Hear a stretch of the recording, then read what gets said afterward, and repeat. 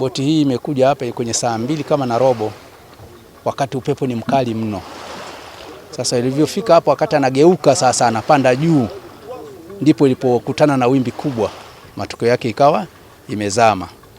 Wakati imezama, kulikuwa na wavuvi wako kwenye mitumbu pale juu, wakawa wamewaokoa watu wachache ambao ni watu 9 waliokolewa. Alafu wengine walikuwa wamebaki mle kwa baada ya kujifunika. Kwa matokeo yake tukajikuta sasa wale wamenasa mle ndani, kwa hiyo hakuna namna ya kuwatoa. Sasa ikalazimika sasa sisi tuingie kwenye maji kuanza kukibinua kubunua ule mtumbu na kuanza kuwatoa. Matokeo yake tumetoa watu 8 ambao waliokuwa serious wamekwisha kufa ni watu 5 walikuwa wamekufa hapo hapo. 3 wamekwenda hospitali. Lakini baada ya kufika hospitali amekufa mmoja. Kwa hiyo wamekuwa idadi ya waliokufa ni watu 6. Kwa hiyo 2 bado wako hospitali Maweni. Hivyo ndivyo ilivyokuwa. Tuliona hali ya anga ya hewa inabadilika. Hivyo badilika, miungurumo ikawa ni mingi. Baada ya ile miungurumo tukaona upepo ukaja mkali. Ule upepo ulikuwa na mvua ndani yake. Mvua ikaanza kunyesha. Baadaye tuliona kafaiba kanakuja, kanakimbia upepo na ile mvua. Kalivyofika hapa kutaka kuegesha, kakawa kameshindwa na ule upepo, kakawa kamerudi nyuma. Tukakaambia nenda kule mwisho, kule ng'ambo, sempa sio ingia upepo. Sisi tulivyotaka kwenda kule, tuliona kale kananika fiber kakiinuliwa na upepo mpaka kakajifunika. Kalivyojifunika, watu walikuwa wamevaa maboya, wakaanza kurukia maji na vipe vilikuwa vinateremka vikaanza kuwaogota waliokuwa emo. Wale walikuwa na fiber wakiwa wamekaa mbele kule, kulikuwa torubali kimefunika. Wale walishindwa kutoka mle. Ikabidi wakaleta kamba, tukawa tumeikokota ile kamba mpaka mchangani. Madawa akiwa yamesambaa yanamwagika, tunakusanya madawa tuleta ofisini. Baada ya kufunua, tulikutana mle ndani mna maiti ziko mle. Mwenyekiti akawa amekuja wa mtaa. Alivyokuja mwenyekiti wa mtaa, pale libidi apige simu kwa mkuu wa kituo cha Kibirizi. Mkuu wa kituo Kibirizi akaja hapa, wakawapigia simu watu wa Maweni kuja kuwahi kuchukua waliokuwa wazima wakimbize hospitali kwenye huduma zilizokuwa zimekamilika.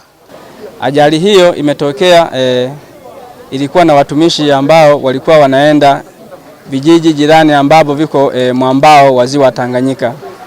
Walikuwa na majukumu ya kwenda kutoa huduma za kiafya. Watu hao inasadikika kuwa walikuwa 18 kwenye boti hiyo. Lakini katika idadi ya watu 18 hao, watu 9 waliokolewa wakiwa hai. Lakini pia watu 6 walitolewa ziwani wakiwa wamefariki kwa mujibu wa DMO, taarifa ambazo alidhibitisha hivyo. Kwa hiyo watu 3 wamesalia ziwani ambao mpaka sasa tunaendelea kuwatafuta. Na watu hao 3 waliosalia jinsia yao ni ya kike wote waliosalia ziwani. Kwa hiyo kwa taarifa hiyo ya awali iko namna hiyo, lakini tunaendelea kupambana ili kuweza wenzetu kuweza kuwatoa waliosalia eneo hili la ajali. Waliosalia, ugumu wa zoezi ni kwamba eneo hilo ambalo limepata ajali pia kuna miamba kwa chini, na sadikika wenyeji wa hapa wa maeneo haya Kalalangabo wanatuambia kwamba hapo chini kuna miamba. Kwa hiyo ugumu unakuja katika zoezi la kuwatafuta, pengine watakuwa chini ya miamba hiyo. Lakini tunaendelea na wataalamu wetu kuweza kuwatafuta mpaka hapo tutakavyokuwa tumewapata. Mmoja wetu akipotea ni tatizo, sio kwa familia yake, ni kwetu wote. Manake sisi ni kitu kimoja na ni taifa moja. Kwa hiyo nimeona wape taarifa mtakuwa mmeipata, lakini inaonekana leo vijana wetu wapatao 18 wa afya, idara ya afya walikuwa wanakwenda Kagunga, na Kagunga kama mnafahamu ni mpakani na Burundi. Kwa hiyo walikuwa wanakwenda kutoa chanjo asubuhi. Wakati wanakwenda kutoa chanjo, ndio bahati mbaya ikatokea upepo mkali ambao umesababisha boti ya halmashauri kupinduka. Kwa hiyo na ndani ya ile boti, ndugu zangu, kwa taarifa ambazo tumepewa, kulikuwa kuna wafanyakazi wa idara ya afya wapatao 18. Kwa hiyo Bolt ulipopinduka wafanyakazi 6 wamefariki, lakini wafanyakazi wengine 12, 9 wameokolewa na 3 taarifa tulizonazo bado wako ndani ya ziwa. Lakini tunashukuru kwamba vyombo vyetu vya ulinzi na usalama, wenzetu wa upande wa fire na uokoaji, lakini upande wa polisi, upande wa marini, lakini na vijana wetu ambao ni wataalamu wa kuogelea, wa kupiga mbizi, nao wanafanya kazi hiyo. Kwa hiyo niwahakikishie kwamba hili limetokea ni kwa bahati mbaya, lakini kuna kitu cha kujifunza. Wenzetu mnajua kabisa TMA ni mawakala wanaohusika mambo ya hali ya hewa. Sisi ambao tunazungukwa na maziwa haya tuwe makini sana.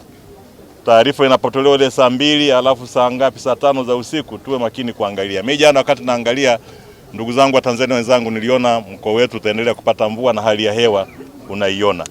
Kwa wenzetu ambao ni wataalamu wa ziwani, wa baharini, kwenye maji, wao haya mambo wanaangalia kabla ya kusubiri haya yanayotokea.